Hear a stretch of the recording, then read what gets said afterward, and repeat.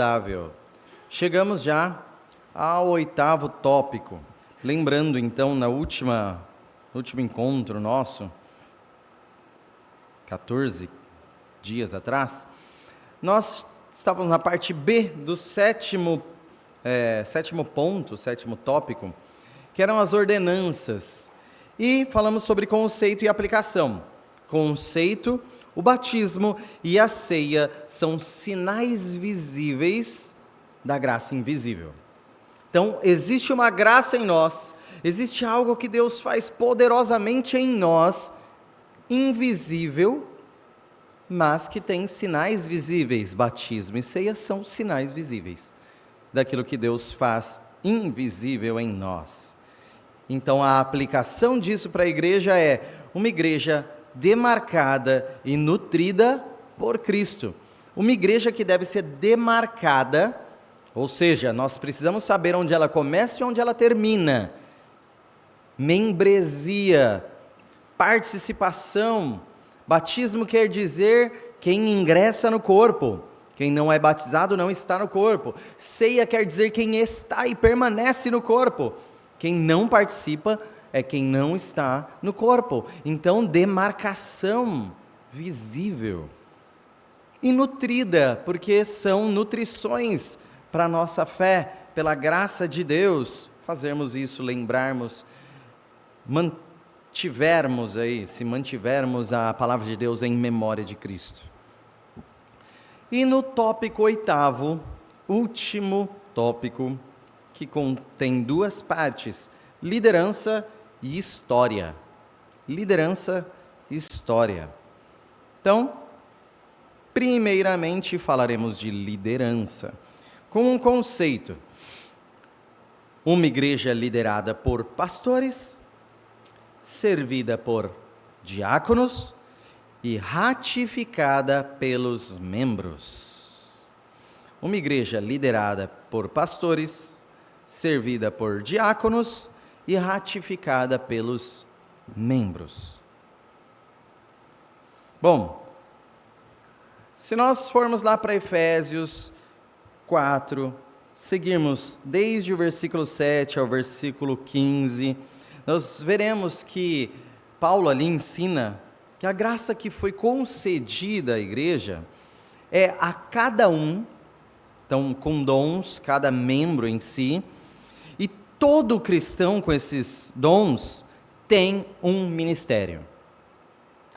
Todo cristão tem dom do Espírito Santo, todo cristão tem ministério, que no original a palavra então é diaconia.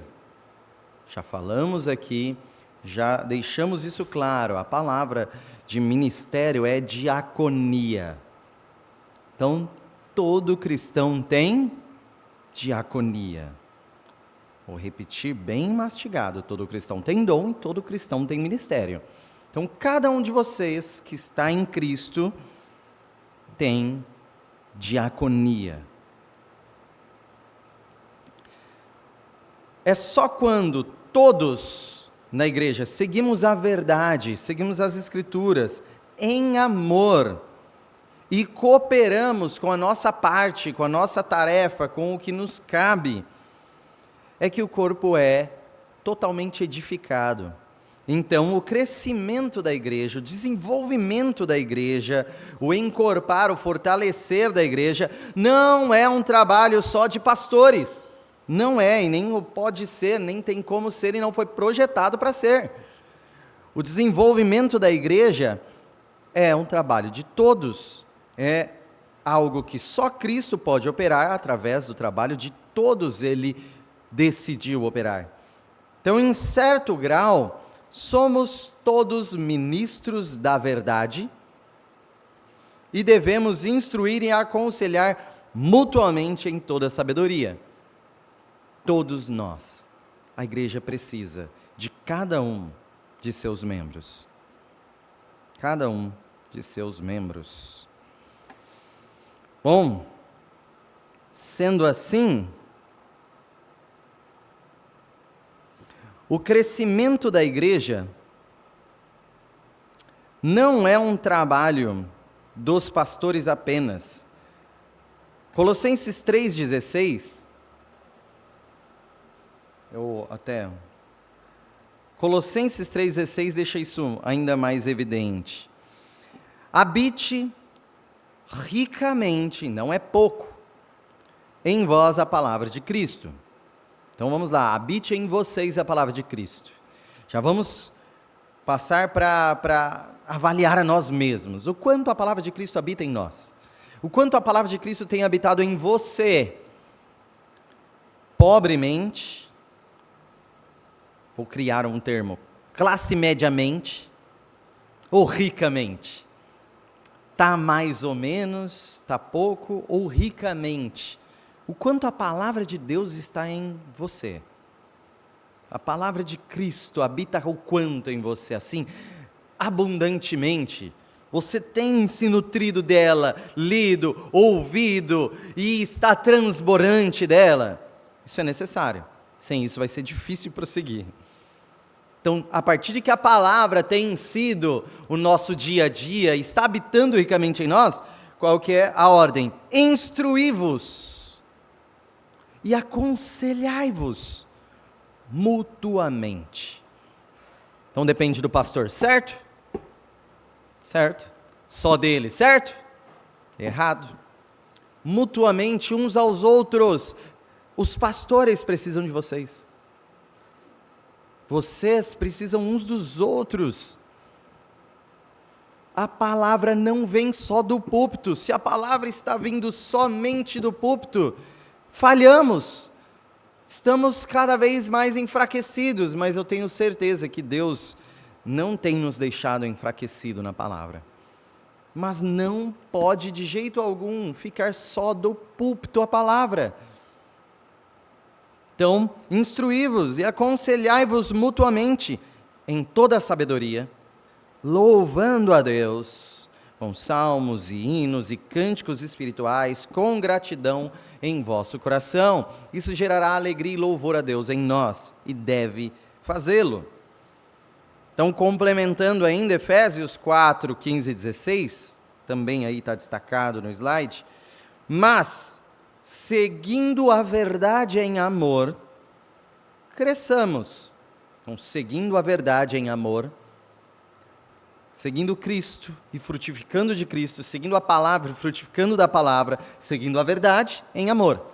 Cresçamos em tudo naquele que é a cabeça, Cristo. Cresçamos em Cristo, de quem todo o corpo, bem ajustado e consolidado pelo auxílio de toda a junta, segundo a justa cooperação de cada parte, efetua o seu próprio aumento para a edificação de si mesmo em amor.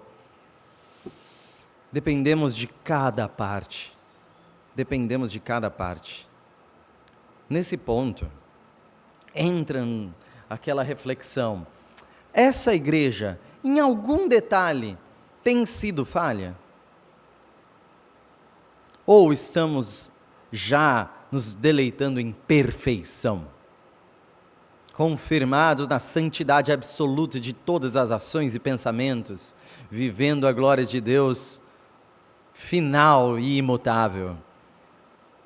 Ou estamos falhando?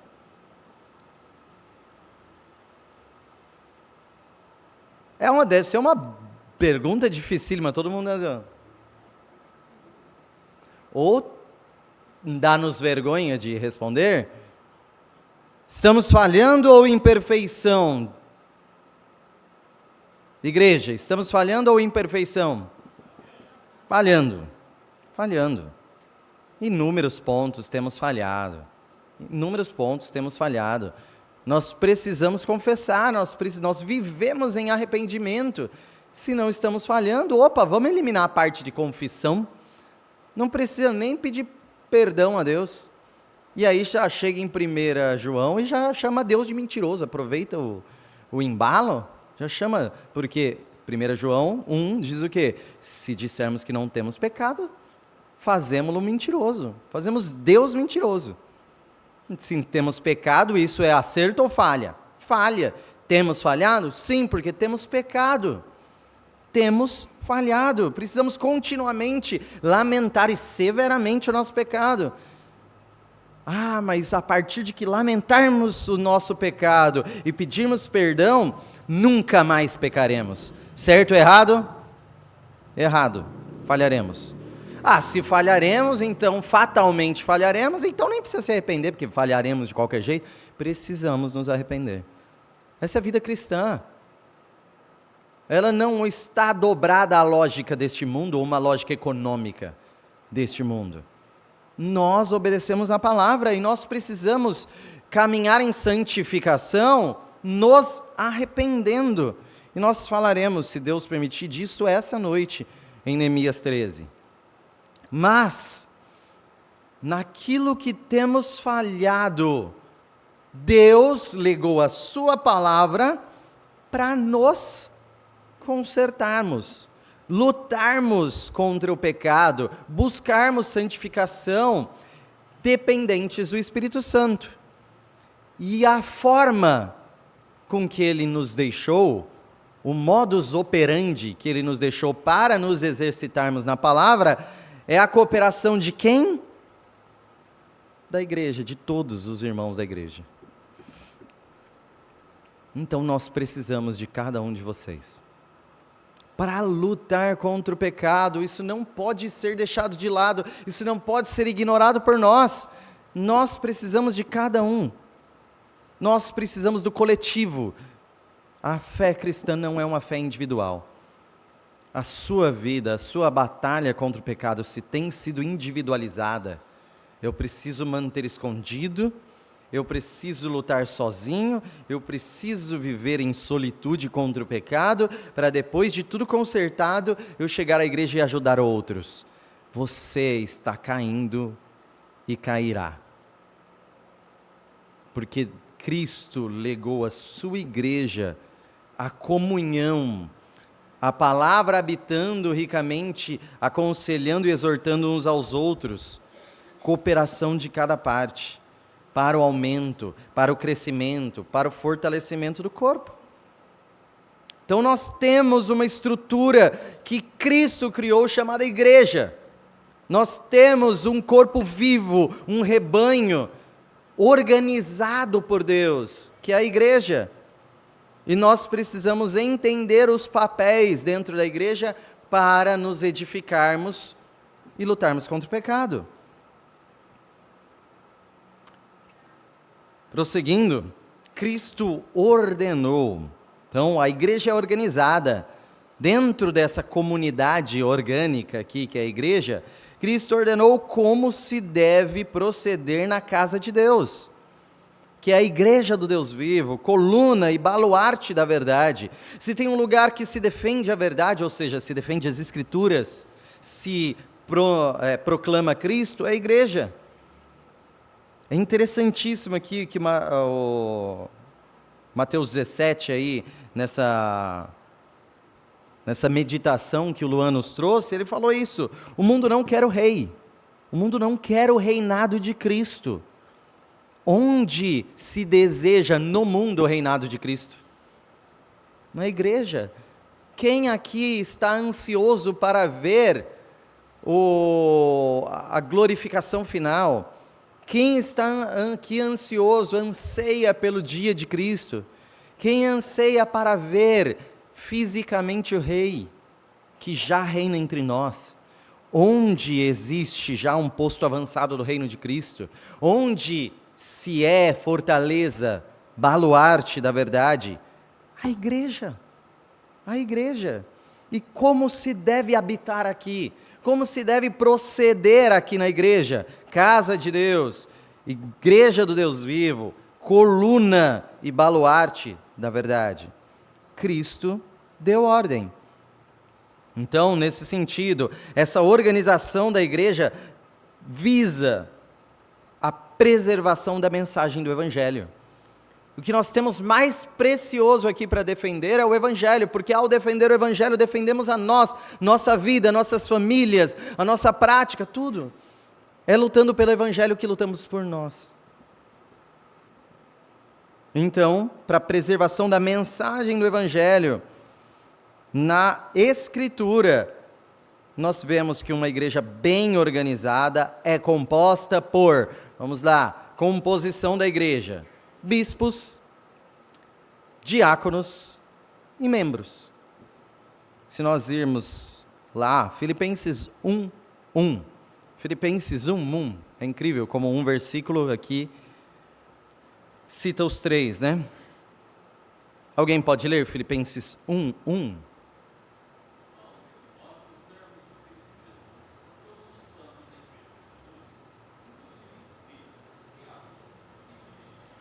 Então, vamos lá. Paulo vai escrever à igreja que está em Filipos, ou seja, aos filipenses, aos habitantes de Filipos. E Paulo e Timóteo, então, enviam essa carta aos santos em Cristo, ou seja, a igreja. A igreja. Só que dentro desse coletivo de santos tem especificações, inclusive quem? Bispos e diáconos. Bispos e diáconos. Então, entre os santos, alguns são bispos e alguns diáconos. Pois bem, então, olhando essa repartição, tendo em mente isso, membresia, bispos e diáconos, vamos falar primeiro de bispos. Quem deve ser o bispo? Olhando para a liderança, quem deve ser bispo? Bom, o pastor deve ser, primeiro, um homem. Simples e direto. Pastor deve ser homem. Biblicamente, pastor deve ser homem. Então, 1 Timóteo 2:12-15, que vai falar mais coisas do que apenas isso, mas vamos lá. 1 Timóteo 2:12-15 diz: E não permito que a mulher ensine, nem exerça autoridade de homens. Esteja, porém, em silêncio. Porque primeiro foi formado Adão, depois Eva. E Adão não foi iludido, mas a mulher, sendo enganada, caiu em transgressão. Todavia, será preservada através de sua missão de mãe, se ela permanecer em fé e amor e santificação, como bom senso. Então, temos aí qual é a missão feminina, e a missão feminina não é liderança e ensino, como de homem, como de autoridade sobre os homens. Então, estamos colocando aqui, estabelecendo bem claramente, e a interpretação dessa igreja é complementarista. Os homens têm seu papel, as mulheres têm seu papel, e não são os mesmos papéis. Ambos têm igual honra. Ambos foram criados à imagem de Deus, não um ou outro, mas ambos. E os dois em Cristo têm o acesso igual. Em Cristo não existe distinção de sua honra ou qualidade, mas sua tarefa e função é diferente. Sendo assim, a liderança e o ensino são para o homem. Alguma dúvida ou questão? Porque esse tema, vou dizer, em outros lugares é muito mais sensível. Como nós somos uma igreja do interior, que nem é um polo de faculdades teológicas prudente, então nós não temos muito problema com isso. Mas em outras cidades e grandes cidades, e principalmente pelo movimento feminista, e dentro da igreja, em outro lado, não necessariamente feminista, mas o igualitarista, às vezes se confunde, às vezes não, nós temos alguma dificuldade com esse posicionamento. Mas essa igreja precisa deixar claro, homem e mulher têm funções diferentes. Dentro da igreja, dentro do lar, homem e mulher têm funções diferentes. Nítidos pela criação, mas confundidos pelo pecado, e resgatados e restaurados em Cristo.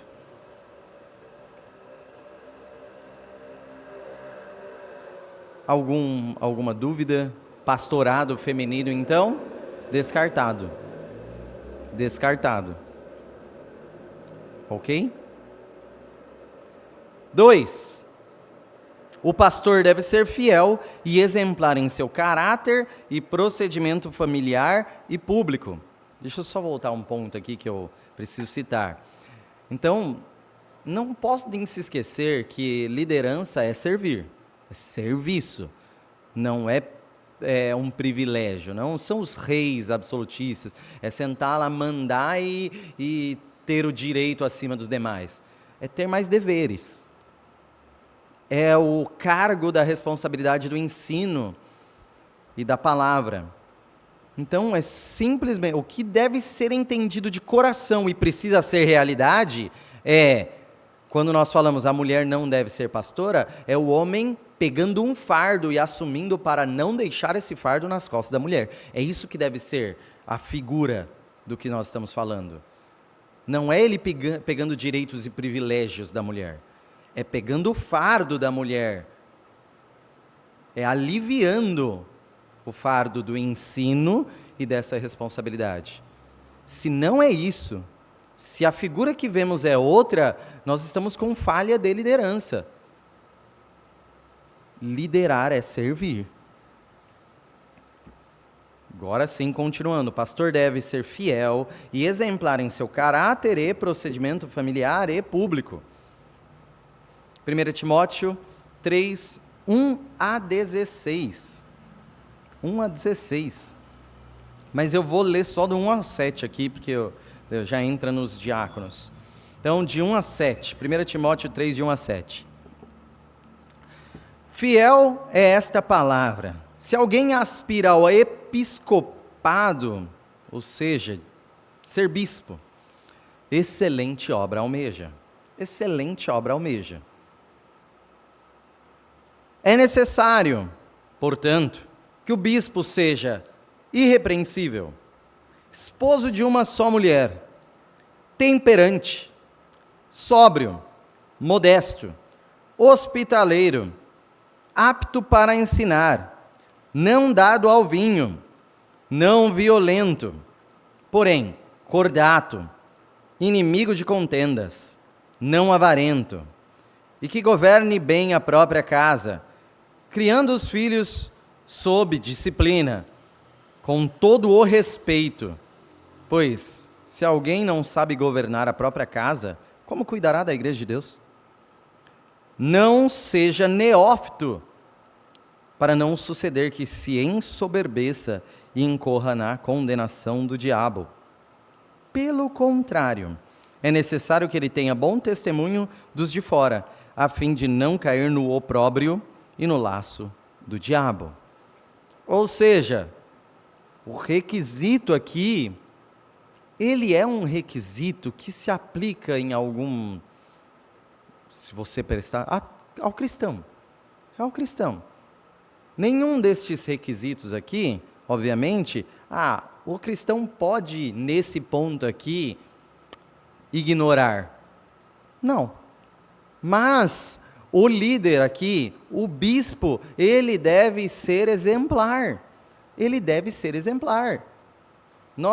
A Bíblia exibe critério, não é simplesmente qualquer um.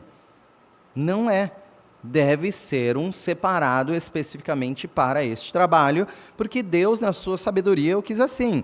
Então, nesse sentido, existem necessidades dele ser fiel em testemunho público e continuar fiel. A partir de que deixa de ser fiel e exemplar, deve deixar o episcopado, deve deixar o bispado. Então, em seu caráter, procedimento familiar, olha isso, não é só sobre si, é sobre a família. É sobre a família. Se a família começa a ser insubmissa, o bispo perde por sua família o bispado. Porque ele precisa, por amor aqui, cuidar da sua família. Ele precisa se dedicar à família. Não pode falar, bom, eu vou ter que continuar cuidando da igreja. Não, deixe o bispado e vá focar em sua família, resgate a sua família. Porque a família nos importa. Então, a família precisa ter a estrutura para depois ele buscar a estrutura, a igreja.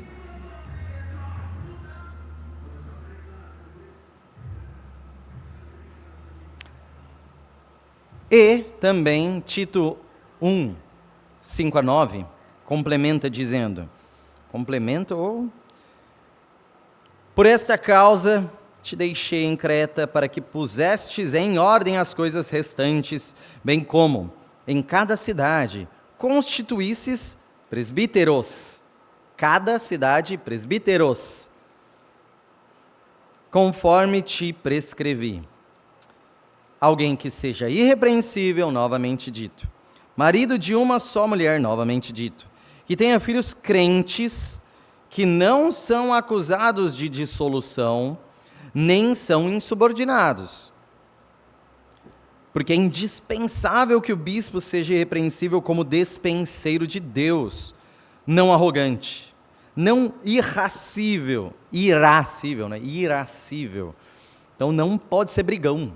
Não pode ser carrancudo, não dado ao vinho, não pode ser beberrão, nem violento, não pode sair. Hoje a gente vai ler que Neemias saiu puxando o cabelo dos outros, hein? Não pode sair puxando o cabelo dos irmãos que está em pecado. Nem cobiçoso de torpe ganância. Não pode, já invalida metade dessas seitas aí que tem o pastor na fachada da igreja. O que ele quer? Dinheiro, ponto. Franquia lucrativa. Então, cobiçoso de torpe ganância, ganancioso, sim, vemos muitos por aí, não deve ser. Antes, hospitaleiro, ao contrário, deve receber bem, amigo do bem, sóbrio, justo, piedoso, que tenha domínio de si, apegado à palavra fiel, que segundo a doutrina, de modo que é segundo a doutrina, de modo que tenha poder tanto para exortar pelo reto ensino, como para convencer os que o contradizem. Este é um ponto importante. Então, ele tem que ter poder de exortar e poder de convencer. Ou seja, pode ser um leigo na palavra, só com boa vontade? Não. Deve ser hábil na palavra. Deve ser hábil. Deve ser apto a defender a fé. Deve ser exemplo aí, nesse sentido de apologética cristã.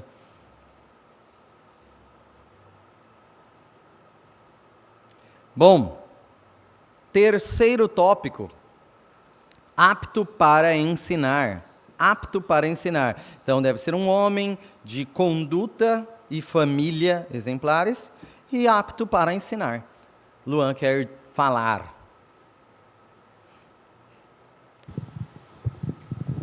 Na verdade, é perguntar. Sim.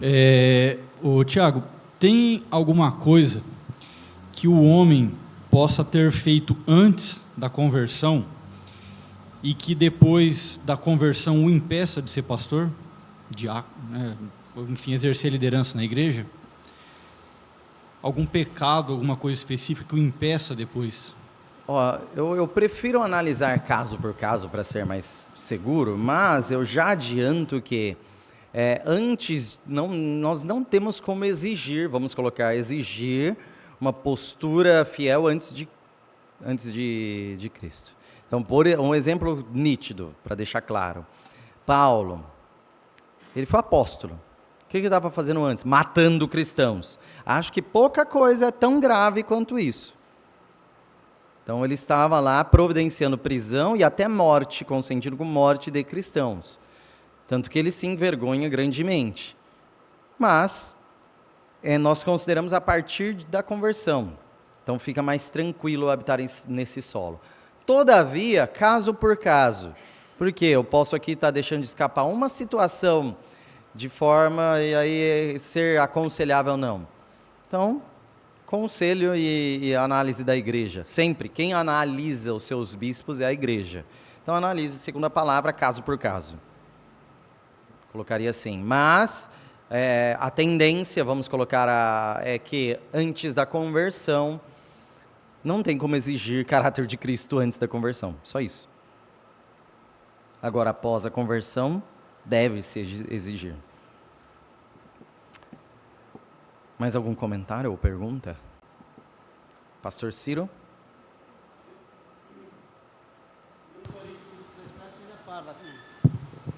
Segundo Coríntios 5:17, depois da conversão, depois de Cristo, nova criatura, as coisas velhas se passaram. É tudo novo. Agora, a preocupação, né, estou sentindo a preocupação, assim, na pergunta do Luan,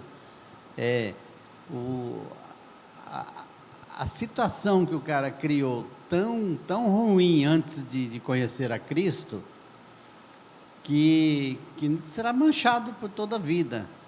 Então, ele ser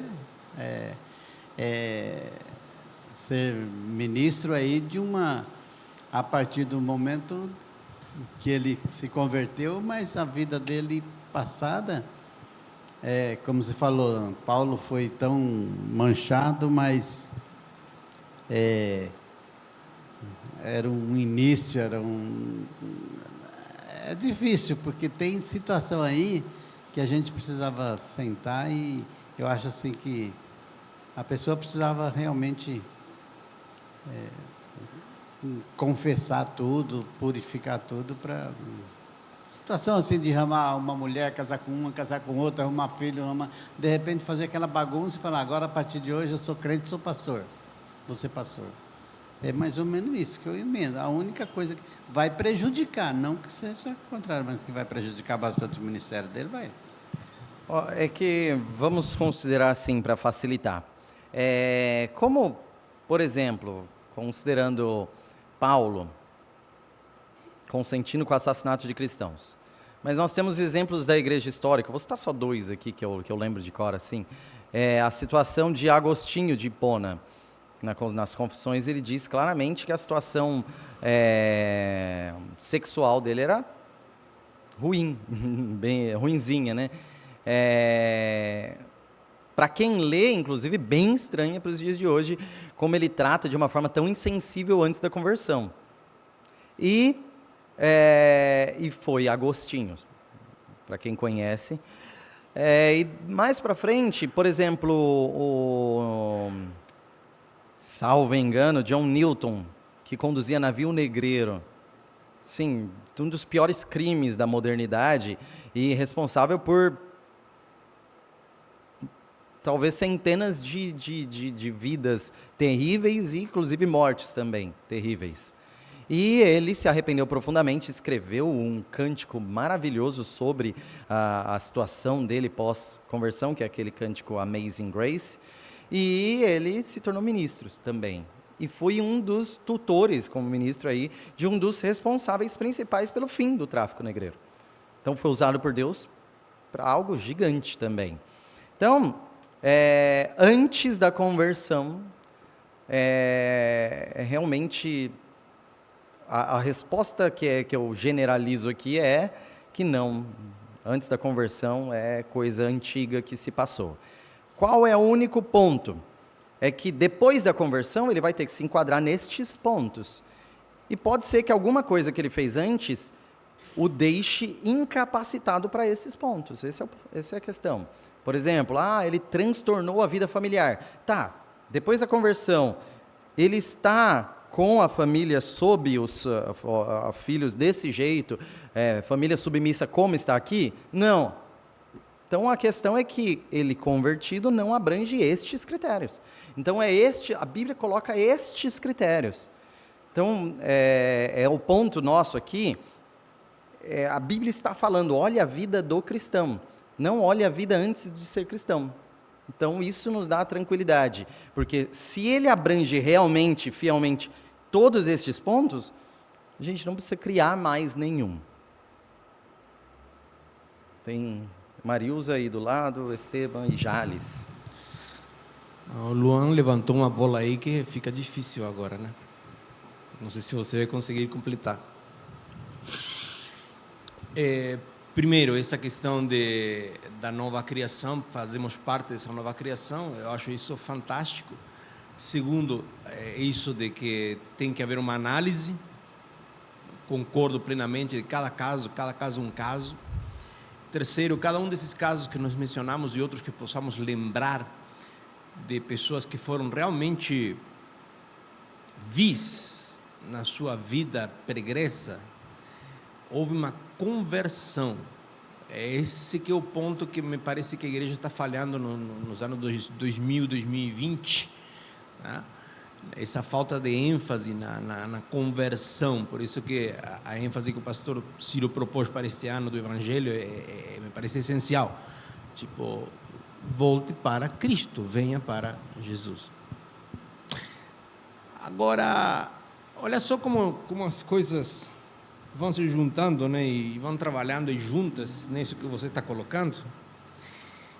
Falo de pastorado feminino e falamos de pessoas que podem ter feito crimes hediondos, que o nosso Código Civil não os condena como pessoas separadas, por exemplo, aqueles que são psicopatas ou sociopatas, os continuamos a tratar como se fossem pessoas normais. E aí se junta com um agravante terrível da constituição das nossas igrejas evangélicas, que é o palco, o púlpito, a aparição pública. A grande maioria das pessoas não quer sofrer por Jesus, não quer ser um Paulo da vida, levo em mim as marcas, completo em mim os sofrimentos de Cristo. Não, ele quer o palco. Eu já lidei com algumas pessoas, ex-convictos e tudo, que não, porque não me deram oportunidade. Mas a oportunidade estava, senta e vamos trabalhar juntos. Entende? Então, esse ponto, voltamos no ponto da conversão, voltamos no ponto essencial da análise, e quando a vida pregressa que não combina, e pode ser, por exemplo, até no meio, alguém que tenha se mandado alguma barbaridade tremenda, tem que haver uma análise e acompanhamento. Tá? Por exemplo, hoje está se exaltando as figuras de Lietzsche Matsunaga, de Richthofen e dos outros, se exalta. Olha só, tá? Já está livre, já está solto, está tudo bem, e cumpriu a... Como assim cumpriu, cara? De onde? Se é uma psicopata, tipo, não tem controle, não tem limite, não tem o mínimo de empatia. E aí tinha o outro que matou aquela modelo uruguaia lá, que morreu agora faz pouco tempo, que se dizia pastor, tá? Ele era pastor e ele era assassino, mas não assassino porque tropeçou e caiu e esfaqueou sem querer o outro porque se defendeu e tal. Não, com requintes de maldade e covardia. Eu não lembro o nome dele agora. Duvido que a Ana não sabe. Sabe não? Aí. Hã? Não sabe. Não? Depois buscamos, Aninha, e nós nos informamos melhor. Mas estou vendo o rosto dele, não consigo lembrar do nome dele. Morreu agora, esses tempos atrás, faz um ano atrás, uma coisa assim. Mas a igreja tem se tornado palco, a igreja tem deixado de lado o evangelismo, a igreja tem deixado de lado a essência da conversão, né? A crise de conversão que é mensurável pelos outros, dizer, não, fulano se converteu, houve aí uma mudança.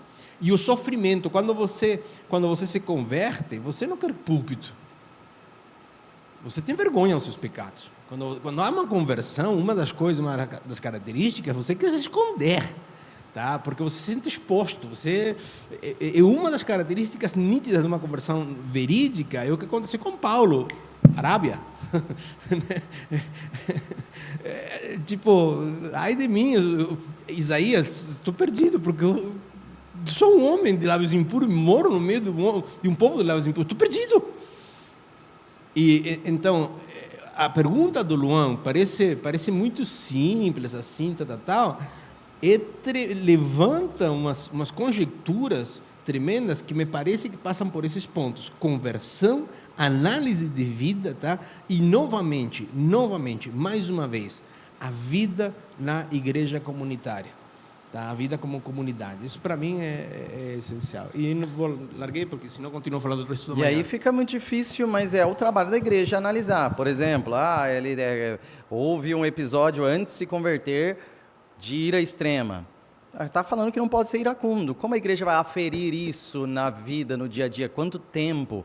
Não pode ser neófito. Então vai ter uma longa vida dentro da igreja mostrando essa conversão. Então a segurança da igreja vai ser avaliando séria e fielmente essas indicações bíblicas. Marilza?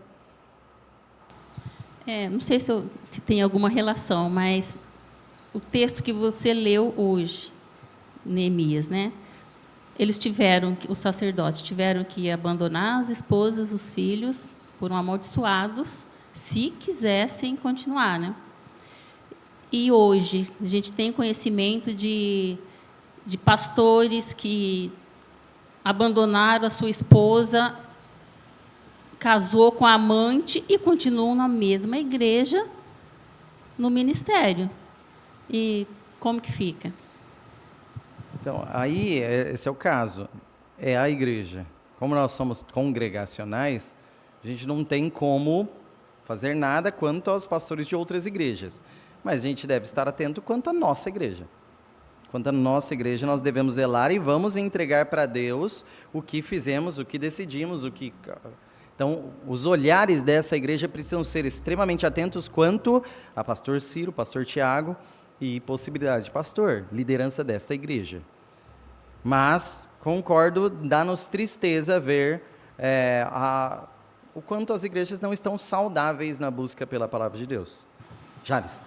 Pastor Tiago, então a pessoa, vamos supor assim, eu sou crente, eu tinha um passado bem feio, aí me converto, me arrependi do meu passado, quero ser pastor, um chamado. Aí eu converti mesmo, me arrependi. Então, mas como eu tenho um passado muito feio, eu quero recomeçar a minha vida em outra cidade. Seria errado isso ou seria ideal fazer isso? Para evitar comentários. Eu vou dizer que seria mais fácil. É um atalho, né? Mas o que a igreja precisa defender? Eu acho que está dentro daquilo que o Esteban disse, eu concordo muito nisso. A igreja precisa defender conversão. Eu vi esses dias aí, essa questão de internet, famosos se convertem. E aí, vem um monte de gente, até ontem estava fazendo XYZ, agora fala que é cristão. Cristianismo é isso. Cristianismo é pecadores terríveis, arrependidos. Não existe outro cristianismo. Não existe o bom cidadão que hoje pronuncia Cristo. Que cristianismo é esse? Cristianismo é a mulher adúltera enxugando os pés de Cristo com lágrimas. Isso é cristianismo. Cristianismo é terríveis pecadores que se entregam a um glorioso Salvador. Isso é evangelho, é graça. Só que precisa ser clara a conversão, para ser membro, não estou falando de liderança, para ser membro, precisa ter uma conversão genuína. Agora, para ser pastor, deve cumprir os requisitos.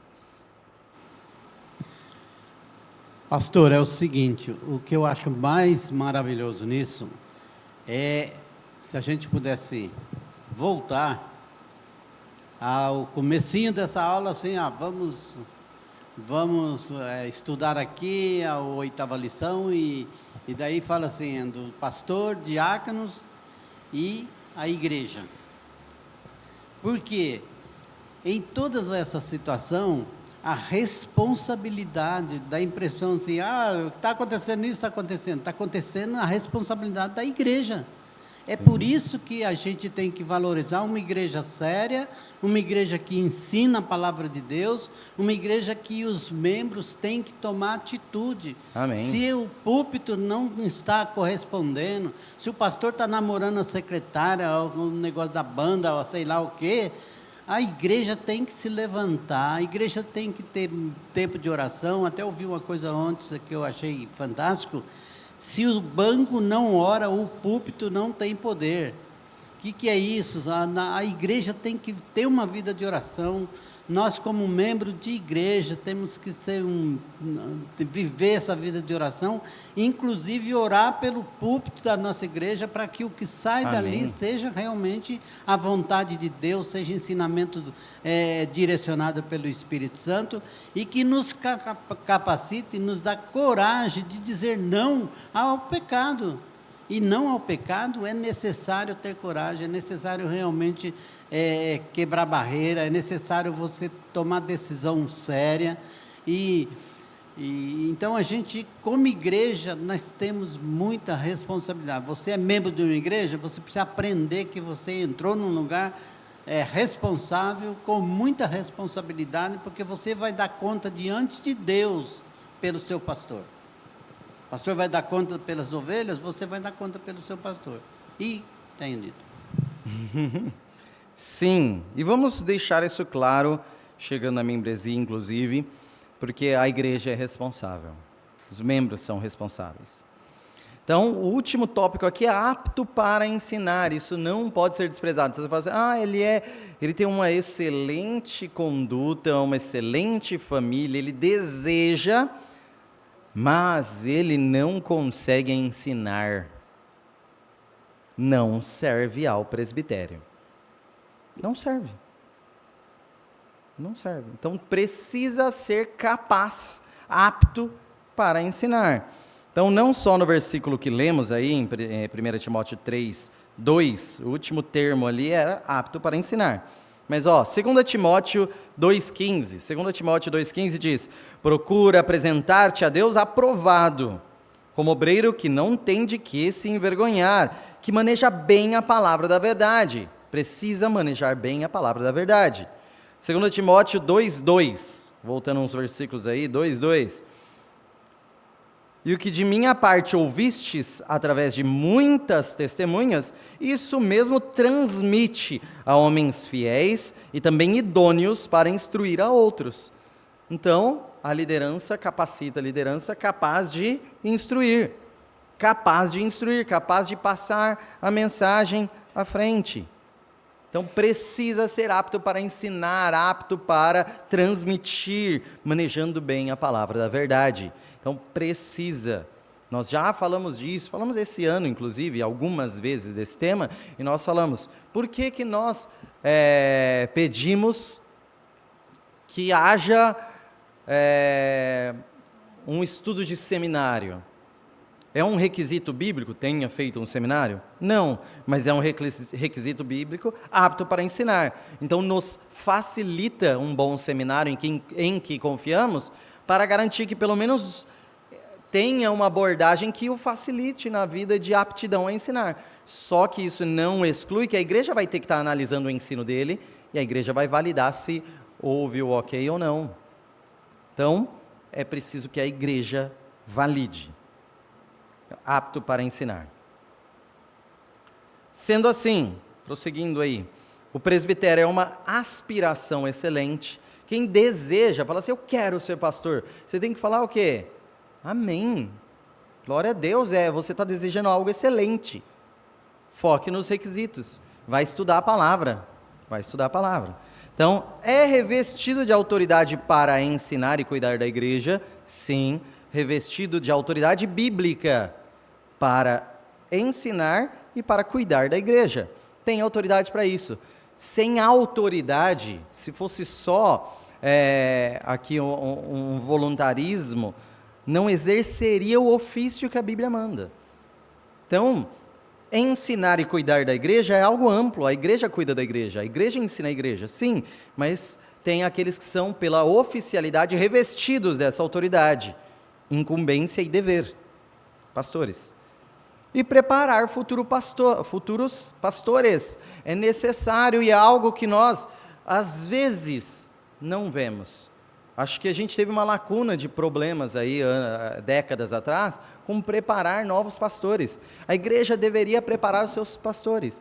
A nossa igreja tem que estar pensando, quem serão os próximos pastores? Vocês já estão pensando nisso? Pois deveríamos formar mais pastores. que seja para nós aqui nessa igreja, amém. Que seja para a nossa igreja, chegou que é o máximo que cabe. Vamos aproveitar que moram lá e abrir outro ponto. Vamos fazer nascer, plantar uma igreja? Vamos. Tem outra igreja, a gente está formando gente aqui de teologia saudável. E aí um deles vai para outro ministério em outra igreja e a gente está abençoando o reino. Só não podemos deixar de formar. Não, nós temos aqui, ele é dono disso aqui, ele visa o salário disso aqui até a morte dele, e ele quer manter o poder, assim, meu precioso, até o final. É totalmente ao contrário do que a Bíblia diz. Preparar futuros pastores. E nesse tema aqui nós poderíamos chegar às 11 horas fácil. Fácil. Mas, graças a Deus, essa igreja tem preparado, o pastor Ciro tem feito isso. Nós aqui já consagramos João Paulo, nós tivemos esse ano a minha consagração. Nós temos David aí fazendo seminário e precisa da oração da igreja e olhos atentos também para isso. E nós temos mais pessoas. Quem seria apto? Quem seria apto? Eu já digo que nós temos irmãos aqui, que nós temos fomentado aqui, e tem possibilidades da gente pensar em inseri-los da teologia, pensando futuramente. Na verdade, eu já conversei, olha, com a Thaís e com o Caio, pensem com carinho, a Thaís não pensou, já sorriu e falou, bora colocar esse menino no seminário, toda feliz. O Caio já falou, que cor que é essa parede mesmo? Então, orem, e futuramente o Leandro, assim, pensando, a gente tem que pensar a longo prazo, não podemos apenas pensar no agora. Então, devendo, por isso, receber honorários dignos, a igreja deve sustentar o ministro do evangelho também. Tem uma série de versículos aí que 10 e 31 não nos permite.